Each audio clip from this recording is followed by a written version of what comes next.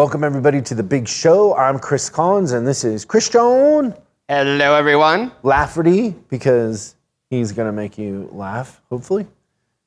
Today, we're gonna talk about why are service advisors so stressed out? Why? What's the cause of service advisors being stressed out? And the list might surprise you. It might resonate with you. We're gonna talk about the news, some layoffs, and a bunch of fun stuff, and why Christian is losing the title of Papi Chulo. It's being taken away. He no longer is Papi Chulo. We're gonna have to think of a new one. That and much, much more coming up on Service Drive Revolution.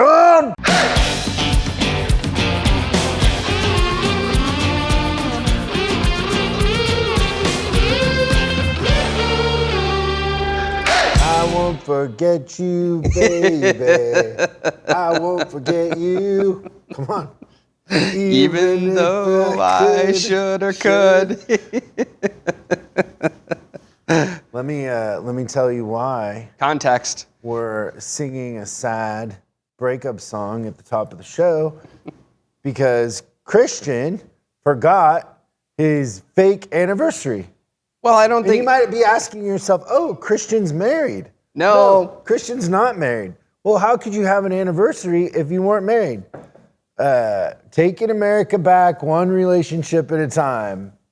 That you allow these frivolous things to creep into the relationship that you're celebrating a fake anniversary. Yeah, it doesn't feel so fake to her. Because you've allowed that. Yeah, but I don't care if she wants to have a date. Is she taking away your Papi Chulo title? Still have the cup. But it'd be funny if she walked in here and took the cup. Oh my gosh, that would be so great. So how much trouble are you in for forgetting your fake anniversary? So, it's tough because in situations like that, I find the humor, which then during those rough times, I start to laugh. So she's like, you totally forgot. Today was the 2-year anniversary when we started dating and everything like that. So is this when you met her on Tinder or when you first went out on a date? It was like it first went out on a date, hung out, and then we decided that it was going to be official. Did it cross your mind to say, oh no, honey, it was when we first met on Tinder or whatever? It wasn't Tinder, but whatever the app was. Yeah, the app that Matt hates. But yeah, so I think it's okay if a woman you wants to have moved the date on her and just confuse her. Say, oh no, it's locked in her. It's imprinted. Like she knows. August 20. What did you do last anniversary? Also forgot. So I'm consistent. So I forgot. It's a meaningless 2 anniversary. years in a row.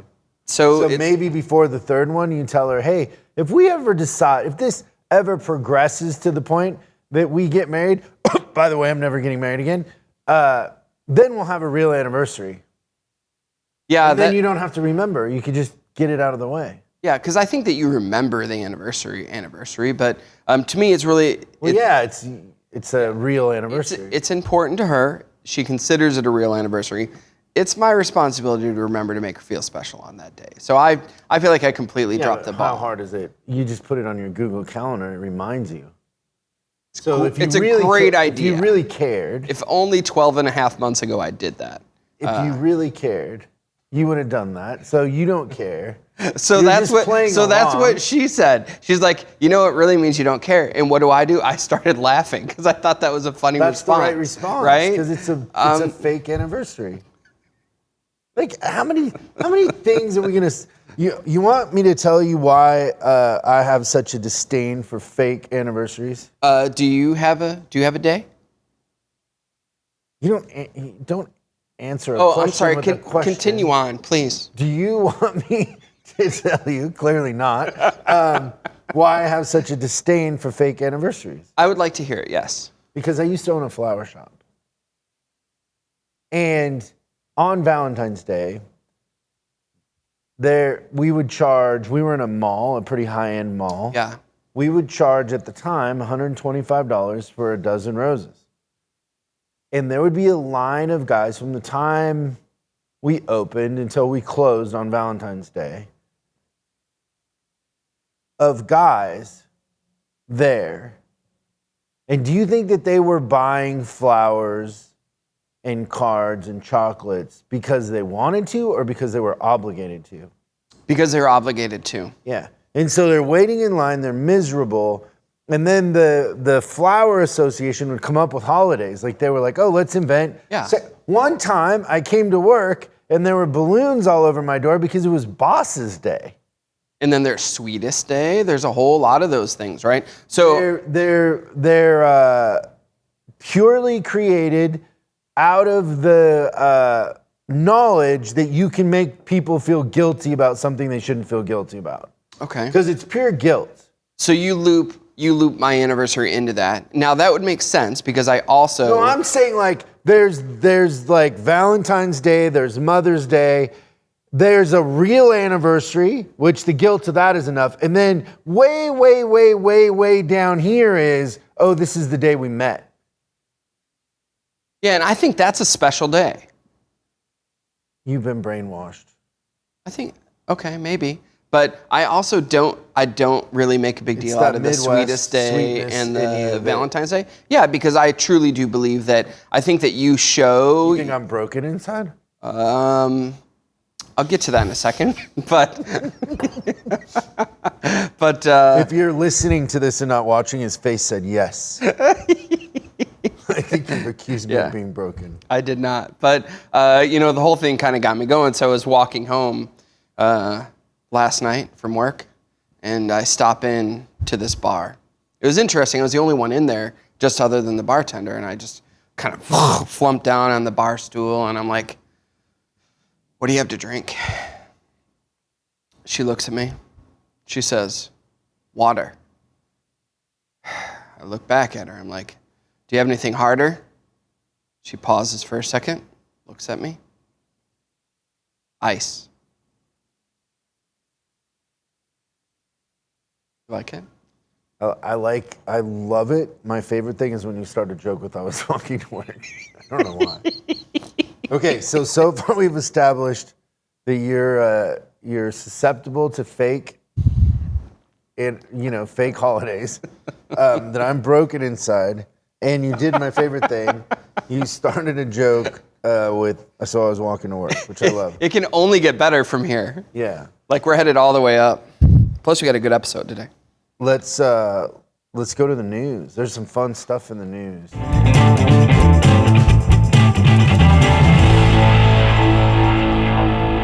There is some fun stuff in the news. So let's start with this. It's so interesting, right? So we just talked, on a recent episode about the fact that there's a technician shortage, right? And there's there's a ton of need for technicians. So Ford, their response to that is they're now laying off about 3,000 workers. Now, I had to read into it a little bit. They're all white-collar jobs, but they're letting go of 3,000 people. And for those of you, this is a public service announcement for you kids out there. If you're going to school to be an engineer for internal combustion engines, you might want to rethink that because a lot of the workforce in the internal combustion engineer, aka the gas engine, they went bye-bye. They're not engineers anymore. But essentially, Ford has pulled out the tape and started cutting some jobs. I wonder how many kids a year graduate with a engineering degrees, engineering degree. I mean, it's got to be easy to do other engineering. Engineering's engineering in a lot of ways. Yeah, I'm sure. But I would think that especially in those Midwestern states like Indiana, which Purdue University is a big engineering school, and a lot of the Michigan schools probably have been feeding for decades to the automotive companies. So we don't that's have enough changing. engineers as it is, so I'm sure they can repurpose their knowledge. I hope so. But that is interesting when you think about it. There's going to be more of those sort of layoffs.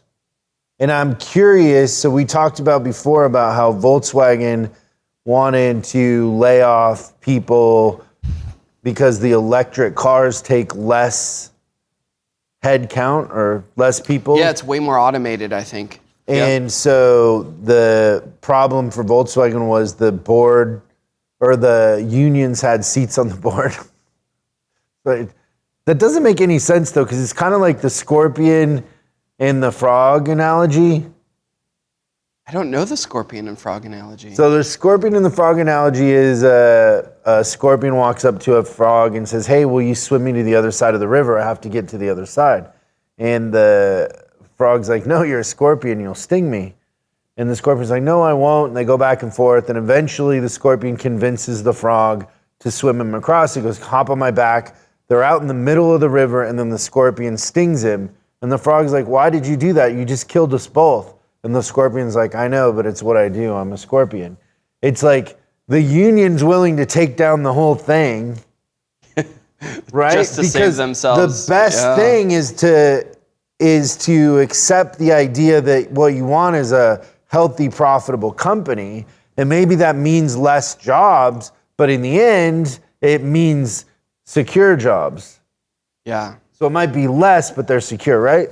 And so we got to wonder with Ford and GM and their deals with UAG and all that, I think that they'll have more leeway, but the next thing will be that. I think so too. It's going to be this next 24 months. I mean, stay tuned. It's going to be very, very interesting stuff. So, but that's in the news. And then kind of a fun little conversation. So the Monterey Car Week was very recently, and DeLorean showed up with one of their cars, which is cool. So it's the Monterey Car Week has really turned into a big party. It's a lot of showcase. There's some really cool stuff there. But the DeLorean, like they partied like it's 1985. So if you're not familiar with the DeLorean, it's the car from Back to the Future. That's right. Also, famously, Mr. DeLorean was shipping them with kilos of cocaine in the door. Value add is what they call that. It was the first value add on a car. But it's really cool. Like they talk about it. One is I think the car is really neat, but more so that Monterey Week is turning into like a party. It reminds me of kind of like those. You know how the Oscars after parties are more famous than the Oscar ceremony themselves? It was like the same thing. So like the car companies are renting out like these really awesome oceanside Airbnbs and stuff like that. And like it's really about who throws the best party, not who has the best car. So I thought that was interesting. It's an interesting move that DeLorean is gone, right? So he's dead. Yes. And so somebody's buying that name and then producing an electric car way smarter than starting one from scratch in the sense that people already have a script for DeLorean in their head. And so the design of it looked pretty cool. Yeah, I thought it was really cool and too. they're still doing the Gulf wing doors and all that it had originally. So kind of a smart business move, really. Oh, just the name and all the nostalgia that it brings is super smart. I think. And I guess if you get them going a certain speed, you can go back in time. Right. It used to be 88, but I think with inflation, it's probably 110. Easy with an electric car. Yeah. Easy. Okay, let's talk about why service advisors are so stressed out. I think this is a fun list. You're going to listen to this and be like, oh yeah. There's going to be a lot of them on here that are going to resonate with you. Understanding that the service advisor position is a tough job. Yeah, I think you could make a really good case that it's one of the most difficult ones in the store. So, it depends on what position you have in the dealership. What would you say is the most, this is always a dumb conversation, but let's just have it. What would you say is the most difficult position in the store? I've probably answered this question 2 or 3 different ways. I think that service advisors up there, I think being a tech is a hard job, and I think that running the store is hard. So right now, I would say that with all the communications with customers, I would say that advisor is probably number 1 right now. You don't think sales is harder? No. Really? Yeah. Oh, okay. Think about the market right now, right? Like people are just buying cars. Oh, I was thinking like, historically, not this second. But even historically, I would say that I thought that being an advisor was way harder than being in sales. Okay, why are service advisors so stressed out? Ready to start this list? Number 1. There's probably some that we forgot. So. Oh yeah, if you think of something we forgot, post them in the comments. I would love to hear what you guys think. Number 1 is writing too many ROs. We see that continuously, that we're asked to train service advisors because they don't follow up, they don't communicate. And what we've done as leaders is set the advisors up for failure from word go because we think they can write. I mean, I heard one the other day when I was doing a strategy session, the advisors were writing between 30 and 40 a day. That's just insanity to me. And I think that's the scariest thing is that, so we bring these... My CSI is inconsistent. Weird. But we bring these people in, we start to let them get a lot of reps. They get better in spite of the environment we turn them into. And then instead of kind of saying, okay, get good at these 15 or 20 or 25 ROs, then we just start piling it on more and more. There's never an end. Like the better they get, the more we pile on. Yeah. Then the next one is that the service advisors don't have techs. There's a shortage of technicians, as everybody knows. But what happens is when service advisors can't get work done, so let's say you wrote up 20 ROs today and 10 of them don't see the shop until tomorrow, you're not going to call customers and sell an 8-hour job when you have cars that came in yesterday that haven't seen the shop yet. You're just not. Yep. Like all the advisor training in the world, if you don't have enough capacity in the shop to get the work done, you're not going to sell more work, especially when CSI is so important. So they don't have enough production to get the work done that they could sell. And then parts. Yeah, so even if they do have the people, then they don't have the stuff. Yeah, they don't have the parts, which quite a few manufacturers right now are really struggling with the parts side of it. And so, the advisors are the ones that have to communicate that to customers. And we've seen recently like customers that have been in loan cars for like 4 or 5 months waiting for a part, which is crazy. Next one is that they're out of control. They just, they're running everywhere. There's no chickens with their heads cut off? Pollo sin cabeza, that's right. What? That's chicken without a head. Pollo sin cabeza? Yeah. Chicken without a head. That's right. Yeah, but don't you think that part of why they're running around is they're writing too many?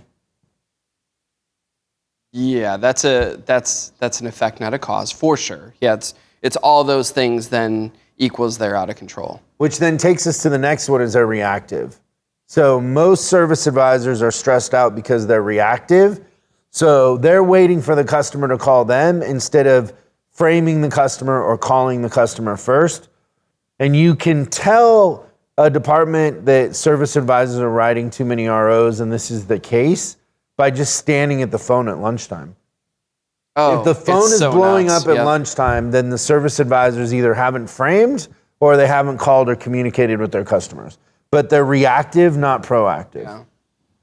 So in our service advisor training in the Circle of Trust, we talk about a 2-hour call, but calling the customer even if you don't have anything to say, just to make them feel safe and know that that they're on the radar instead of in purgatory. Yep. The next one is they're unhealthy. Many different ways. So they're smokers or vapors in a lot of cases. We joked or we just talked about the lunch thing. I can't tell you how many times I see advisors don't get to take a lunch on an 11-hour shift. They don't leave their desk, right? Yeah, which means unhealthy food. It's pizza or whatever you can grab. Because you don't care what it is. It's just there. It's just something to try to fuel you up. I put in parentheses like have another Red Bull. Like Red Bull owes the automotive industry a huge thank you because I'm going to say that financially that service advisors support Monster, Red Bull. Like who knows what's in those drinks, but it can't be good long term. It's the only thing I can think of. Like it's amazing. 99% of the people listening to this have a Monster next to them right now. Yeah. Hi everybody. By the way, the first time I had a Red Bull, I was a service advisor. Funny. You know what speaking of that, you know what I hate is when you're texting and then a bicyclist breaks your windshield. Yeah, I would hate that too. Yeah. Continue on. Yeah. Never mind. The next one is their punching bag. Yeah. Which kind of goes hand in hand with they never get acknowledged unless stuff goes wrong. Yeah, those two things definitely go together. So. Yeah, like service really in a lot of ways, especially in a dealership, is mushrooms, keep them in the dark and feed them. Yeah, I just think that's when you think about an advisor, like when does someone come and talk to them? So the customers will come and talk to them when they're really angry. The managers will go out and talk to them where they're really angry. The techs come and talk to them when they feel like they haven't done something right. Like it's a whole lot of negative reinforcement there. And that's, you do that literally if you work a 5-day shift and you work 11 hours a day, it's 55 hours a day of just getting punched. Yeah, the next one is they aren't trained as well as a Starbucks barista. And so most of the training that service advisors get is from the factory that maybe is product knowledge or warranty process, that sort of thing. But think about if you're doing something as a career, as a job, and you're doing it over and over again and your results are very unpredictable and you only get acknowledged when things go wrong, for the most part in service, you're fixing customer problems, right? Customers are breaking down, it's inconvenient, so you're fading a lot of heat and stress all the time.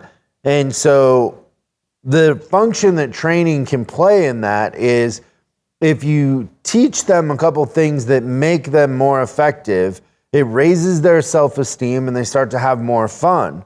But, being a service advisor in certain departments can kill your self-esteem because no matter what you do, you're set up to lose by how many ROs you're writing, by the fact that you can't get work through the shop. It's just, and the turnover at the advisor position is insane because of that. So, they aren't trained as well as a Starbucks barista. The next one is... That's a great point, though, is that I can't tell you what percent it is, but so much when we go into stores is about raising self-esteem. Not just advisors, though, everybody. When we feel better about ourselves, the product's just so much better for the customer. It's so nice. The next one is they don't know what they're selling, which is totally true on many levels. So the first level being that they have very little product knowledge, so they don't know why they're selling coolant or a fuel induction service. Like one thing that I've always seen be very effective with selling induction services is having a tech break the top part apart, showing the advisors how much is in there, putting it back together, doing the induction service, and then showing them and even having them drive it before and after because there's a noticeable difference in performance. Yep. And so they don't really understand that. Then the second part of this is they don't understand what they're selling in the sense that even if they do think they're selling coolant or they're selling a water pump or tires or whatever it is, the magic in being effective at whatever you're doing as a career is to understand the outcome and the emotion of it, right? Like we always say, like Apple wouldn't be successful if they were selling hard drives and RAM. They're selling a lifestyle, right? So let's say you're a service advisor at a BMW dealership, you're selling lifestyle, right? If you're a service advisor at a Toyota store, you're selling peace of mind, right? Or value in that sense. And so really understanding what you're selling, not selling the commodity. And maybe at the end of the day, what we're selling is a relationship. God willing. Yeah. That's a good one. No one understands that it is one of the most difficult jobs in the store. Many have home lives that are not what they would like. So, I mean, it makes sense that if it's chaos at work, it's probably going to be chaos at home. If you're unhealthy, if you're not eating well, that is going to make you more prone to react to things or overreact. Yeah, I think that, and maybe this was probably aimed a little bit more at myself. I just remember, as an advisor being married and working like an 11-hour day, 12-hour day, then the hour commute home, and like there's a bunch of stuff to do, but you got nothing left in your tank. And of course, things are going to start to get. Yeah, I like the idea that if it's chaos at work, it's chaos at home. That actually is probably right on, and I can tell you that I lived that for a little bit, but that was... That makes me think of that Sam Kinison joke about, Jesus wasn't married. It's funny, you guys should look it up, but I can't do it like Kinison, but he says, good. He goes, Jesus wasn't married. He goes, there's no way a wife would believe that you left on a long weekend with 12 guys and you come back looking like death. Where have you been? And where are those 12 losers that won't get a job? It's such a great joke. Oh, it's the greatest. Yeah, but if your job is giving you low self-esteem, you're unhealthy, so you're going to be more reactive. The hormones in your body are all messed up because you're not eating right, you're not exercising, you don't feel good. You're not winning day in and day out. You just feel like you're going to war, and so you never really have any wins. You're not acknowledged for things that nobody's coming up going, hey, great job with that customer. Because most of the time, things that advisors do with customers, nobody even knows, right? Yeah, if it goes well, nobody says anything. Yeah. And so, yeah, your home life is usually going to be a mess. This is the funny one is most advisors don't know how they're paid. And it's so funny because when you talk to a service manager or you talk to a dealer and even they pretend like they know, but they don't know. Like I do this all the time on strategy sessions. I'll be like, how are the advisors paid? There's this pause. The silence. There's this pause and it's like, well, it's on a sliding scale. And then it's all this if, come, maybe. And they're trying to manage the department through the advisor pay plan in a sense. Yeah. And so it's like literally the range of what the advisor could make is, and not only do you have to make the pay plan simple, you have to explain it to them until they understand, like over and over and over again. But there's a lot of leverage in the advisors having a pay plan that they can easily figure out. And they know that, hey, the work I do today, I'm going to see, the effort that I'm putting in today, I'm going to see in my paycheck. The other one too, they don't know how they're paid is if they're paid on a group thing. Oh yeah. Why have we been... It never works. I'll tell you though, I always wished it worked. Every time I've been convinced to try a group pay plan where the advisors are splitting the percentage or whatever it is, I in my heart, like, I don't know, there's something about me that's like, hey, that would be so cool if like you were a team and everybody was like, yeah, like all 6 people were like altruistic. You're the A team and yeah. This guy's really good with, difficult customers and this guy can just write volume and like if everybody brought their unique thing to the table and you all covered each other, whatever. But it just isn't reality. Yeah. It never has worked out. I've never seen that work out. I would say that just from... By never, I mean never. Yeah, not once. I've been hearing it more lately than... It's just a reaction to poor systems. So it is interesting how many weird things we're coming up with as an industry to fix the fact that we don't have techs. Yeah, we're not fixing that. How many times somebody calls us and they're like, we need advisor training. And then I get on a strategy session with them and they're like, we need you to come in and train these advisors because the customers are mad. They can't communicate and this and that. And I'm looking at the thing and it's like, okay, you're booked out 3 weeks. And I do the average ROs per day on the advisor really quick. Like how many are the advisors writing per day? And I'm like, the last thing you want us to do is train your advisors. What you want us to do, which we're really good at, is help you find techs. I don't know how many times I've said that in the last 4 months, and there's a long, awkward pause, and then they're like, oh, I think you're right. Like, it won't matter if we train the advisors to sell more or do more. If they can't get the work done, we're just going to make the customers upset. Do you think that that's because a lot of people out there have convinced themselves that they can't hire techs, therefore then they go to the triage? They've accepted that it's a fact you can't find techs. Yeah, well, they say it like that, even though we say that all the time. I mean, it's funny, people will say on the strategy session, they say, I know I'm not supposed to say this because they've listened to the show, but we can't find techs. And I'm always like, okay, well, we'll help you find techs. It won't take that long. And it doesn't, right?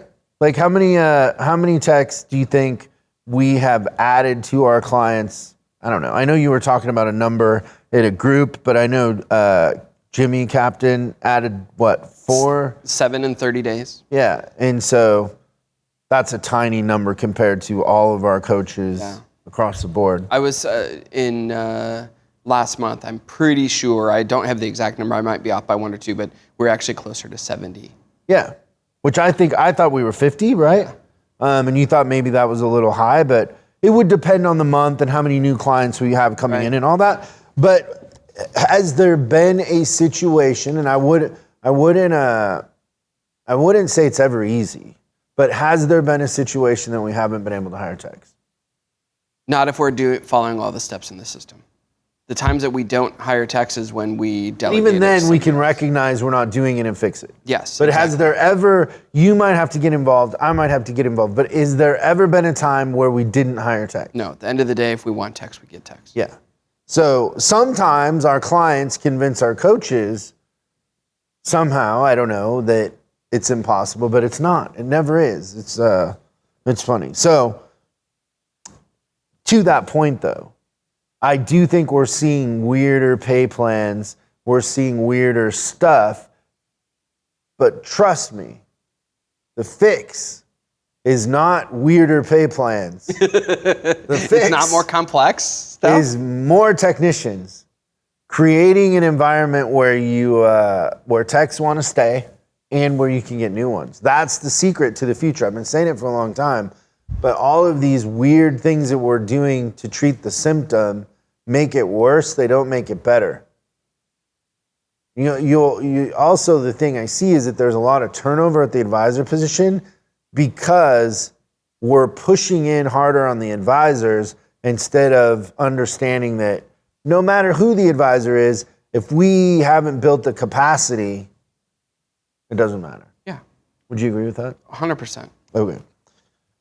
So they don't understand how they get paid. And then the last one we had on here, more systems and programs keep getting piled on to their job responsibility. They're the catch-all. Yeah, writing an RO today is not what it was 20 years ago. What, Christian, what do you think about tablets? Exactly. Did you just ask me what my pay plan was for my advisors? Because I felt like I had that same blank feeling. Yeah, it's like tablets aren't the answer. I'm sorry, they're not. It doesn't mean that they can't work, but they're not a fix-all. If you can't get your advisors to do walkarounds now, a tablet isn't going to help with that. It's going to actually, in most scenarios, it makes it worse. And so it's garbage in, garbage out. If you can't do it with a piece of paper and a pen, you can't do it with the tablet.